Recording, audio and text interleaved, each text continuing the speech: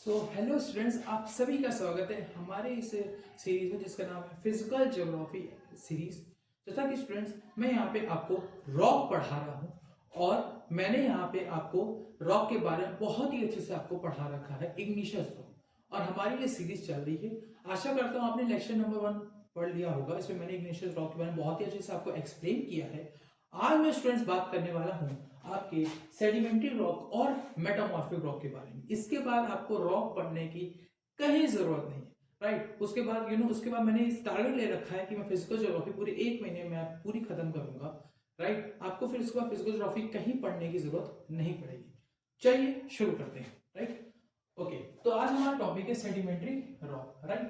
तो देखिए, इस सेडिमेंट्री रॉक को हम लोग और क्या कहते हैं? सेडिमेंट्री रॉक को हम लोग कहते हैं सेकेंडरी रॉक। सेकेंडरी रॉक भी कहते हैं।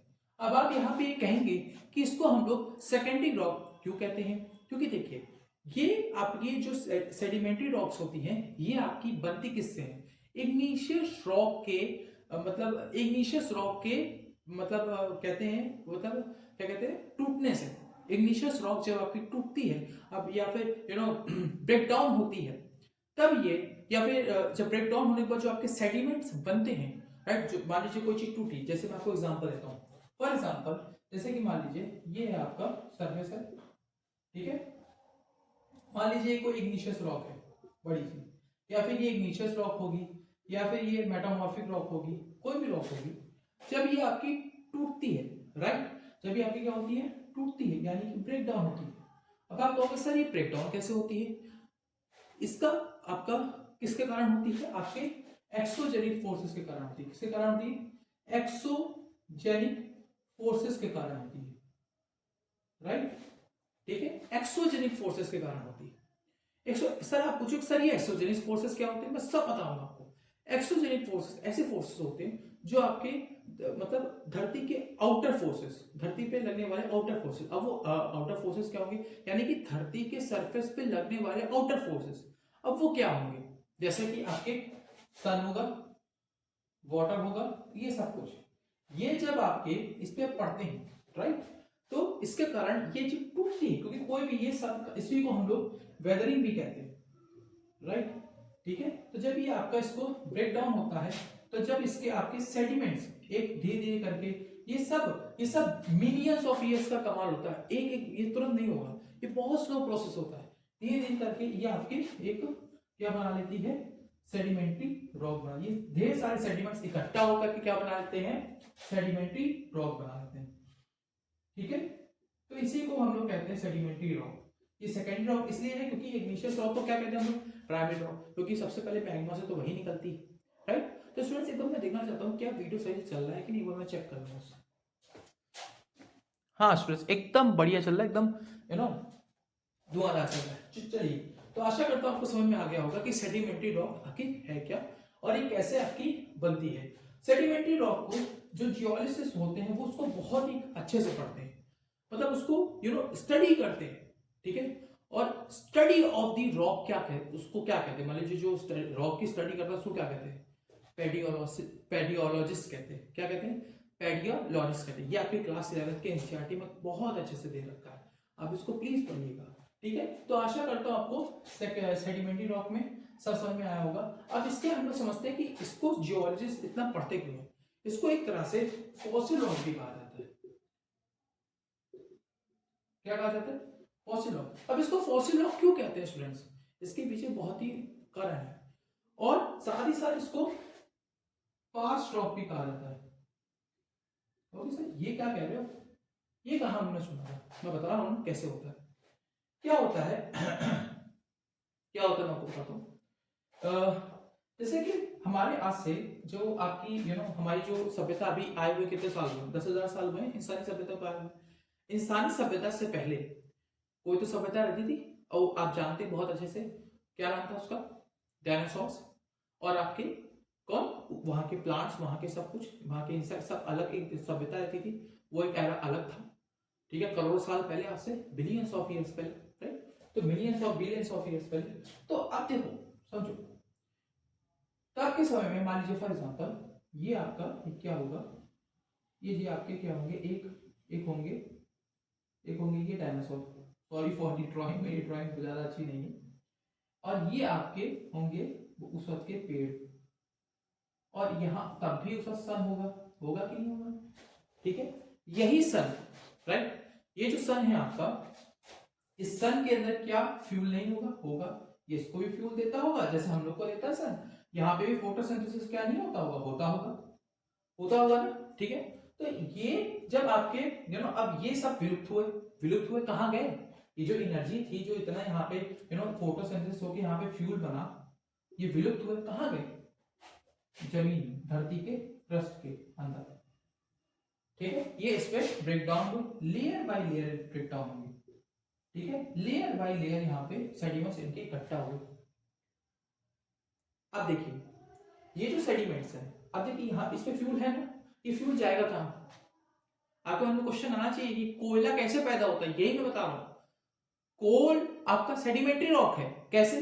प्लांट का जो आपका फ्यूल है, प्लांट का आपको जो फ्यूल है, ये आपका यहां समा हुआ, ठीक, कई करोड़ों साल, लेयर बाय लेयर सेडिमेंट्स इकट्ठा होते गए, होते गए। अब वो जो फ्यूल है, वो जो एनर्जी है, वो जाएगी कहां? वो एनर्जी आपकी इकट्ठा होगी, ये आपका हो गया कोल। फिर 1750 के बाद जब आपकी कोल की डिस्कवरी हुई, निकाला गया, एज अ फ्यूल इस्तेमाल किया जाता है। तो समझ में आया कि कोल एज अ फ्यूल क्यों इस्तेमाल होता है, ये हमारा पास है, इसी वजह से इसको स्टडी की जाती है। ठीक है, दूसरा आपके ये जो डायनासोर्स हैं, ये डायनासोर्स भी लेयर बाय लेयर खत्म हुए होंगे, लेयर बने, फॉसिल्स भी इनके फॉसिल्स पाए जाते हैं, तो इनके अंदर भी तो फ्यूल होगा। अब भाई हम लोग के तो भाई हम लोग ज्यादातर लिक्विड पदार्थ से बने, तो वो लिक्विड फ्यूल कहाँ जाएगा? वो लिक्विड फ्यूल आप खुद अंदाजा लगा सकते हो, होगा क्या? क्रूड ऑयल, यानी कि कच्चा तेल जो आज आप पेट्रोलियम में जाते हैं। तो आशा करता हूँ आपको ये बहुत ही अच्छा सा कॉन्सेप्ट क्लियर हुआ होगा, तो आपको कुछ नया जानने को मिला होगा। तो सेडिमेंट्री रॉक आपकी सेकेंडरी रॉक भी होती है, और साथ ही साथ फॉसिल रॉक भी कहते हैं। ये आपके कोल और ये भी सेडिमेंट्री रॉक के एग्जांपल्स होते हैं। अब सेडिमेंट्री रॉक्स आपकी आपकी 3 टाइप की होती है।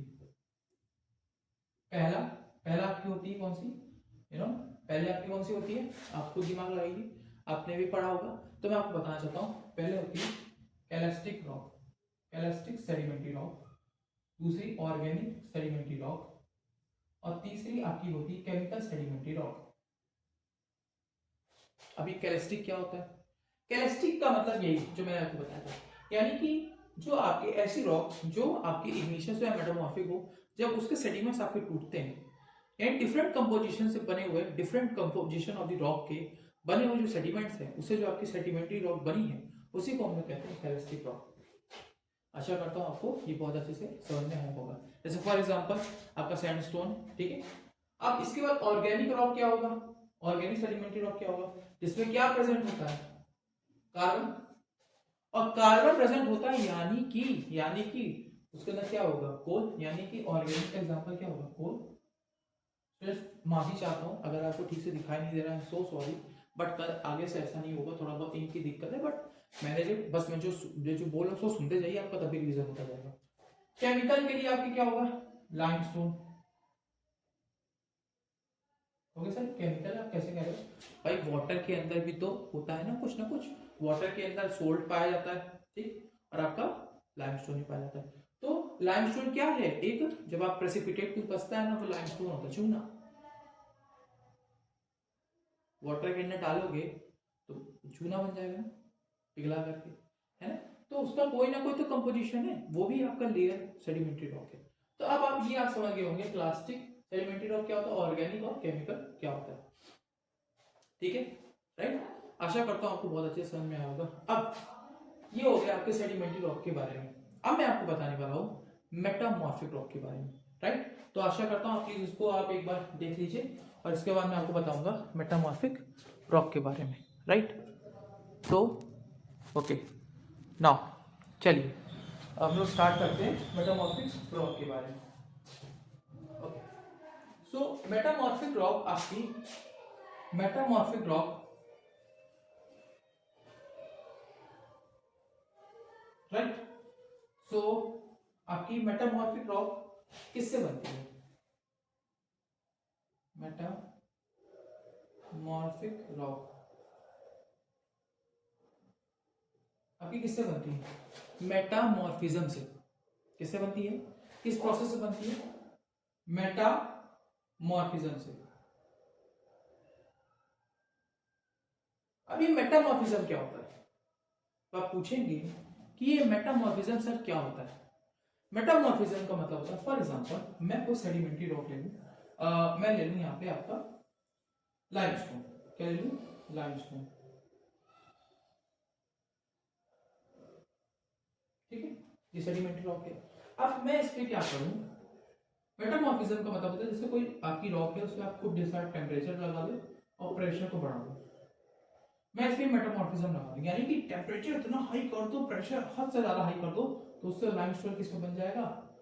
वो दूसरा स्ट्रक्चर ले लेती है रॉक, और वो कंपोजिशन अलग मतलब उसे हम क्या कहते हैं? क्या कहते हैं स्टूडेंट? इसको क्या कहते हैं? मार्बल। समझ में आया? यानी कि मेटामॉर्फिक रॉक क्या होती है? मेटामॉर्फिक रॉक किससे बनती है? मेटामॉर्फिज्म से। किससे बनती है? मेटामॉर्फिज्म से। आशा करता हूं आपको सब समझ में आ रहा होगा। अब इसके बाद क्या बचता है आपका? इसके बाद आपका इसके टाइप्स बचते हैं। एक होता है आपका फोलिएटेड मेटामॉर्फिक रॉक, दूसरा होता है non foliated metamorphic rock. Foliated metamorphic rock, ठीक है, टू टाइप्स, ठीक है, इसके होते हैं। ठीक है, फोलिएटेड का मतलब क्या होता है? फॉर एग्जांपल अगर मैं यहाँ पे मान लो ये रॉक है, मेटामॉर्फिक रॉक है, इसके अगर मिनरल्स इकट्ठा आ जाए और एक कलर लेयर बैंड बनाए। क्या बनाए? कलर लेयर बैंड बनाए, तो इसको हम लोग क्या कहते हैं? फोलिएटेड मेटामॉर्फिक रॉक कहते हैं। ठीक है, इस सारे मिनरल्स क्या इकट्ठा आ जाए और ये कोई भी रॉक के, ठीक है, इकट्ठा आ जाए, प्रेशर होने के बाद तो कलर लेयर बैंड बनाते हैं, ये स्ट्रिप कहते हैं, उसको फोलिएटेड मेटामॉर्फिक रॉक कहते हैं। और नॉन फोलिएटेड मेटामॉर्फिक रॉक में ऐसा कुछ नहीं होता, बैंड नहीं होता। तो आशा करता हूं आपको समझ में आया होगा कि भाई मेटामॉर्फिक रॉक क्या होती है। अब लास्ट जो टॉपिक इसका बचता है वो है आपकी रॉक साइकिल। देखिए रॉक साइकिल क्या होती है, ठीक, थोड़ा सा है, बहुत इंपॉर्टेंट है, इसको थोड़ा समझ लो। अब जैसे स्टूडेंट्स आपने देखा होगा कि मेटामॉर्फिक रॉक मेटामॉर्फिज्म से बना।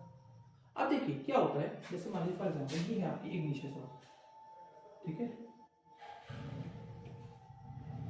ये आपकी इग्निशियस रॉक, ठीक, ये आपकी इग्निशियस रॉक है, और ये है आपकी सेडिमेंट्री रॉक,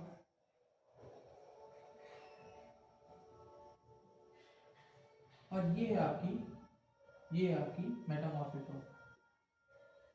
ये आपने देखा अभी एग्जांपल में आपने देखा कि लाइमस्टोन तो आपका सेडिमेंट्री रॉक था, ठीक है, लाइमस्टोन आपका सेडिमेंट्री रॉक था।